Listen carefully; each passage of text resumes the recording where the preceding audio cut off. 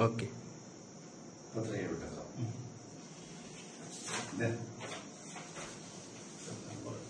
Sir हे आमचं अहवाल आहे.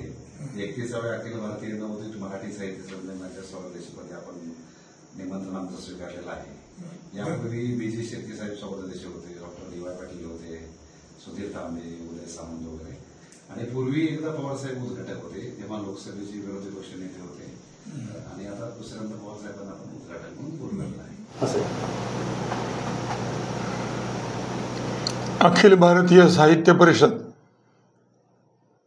यांचं 31वं साहित्य संमेलन यशवंत नगरीमध्ये दिनांक 9 मे और 10 मे 2025 रोजी भरत आहे. खऱ्या अर्थानं प्रीती संगमावरती हे लोकसाहित्य 31वं साजरं होतं याचा आनंद आहे. यामध्ये आपण सर्वांनी सहभागी व्हावं. स्वर्गीय यशवंतराव चव्हाणांनी दुर्गाबाई म्हणून आपण त्या असताना एक साहित्य जमा झालं होतं. त्यामध्ये गदी माडगूळकर होते, पु ल देशपांडे होते. आम्ही व्हॉलंटिअर म्हणून काम केलं होतं.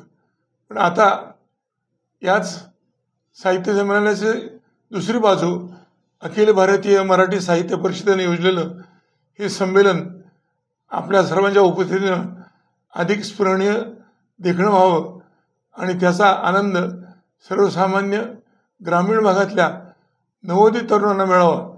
आणि स्वर्गीय यशवंतराव चव्हाणांसारखा एक साहित्यिक त्यांच्या नावानं नसेल पण त्यांच्या नगरीमध्ये भरणारं साहित्य संमेलन हे आपण सर्वांच्या उपस्थितीनं साजरं झालं याचा आनंद आपण सारेजण लुटूया.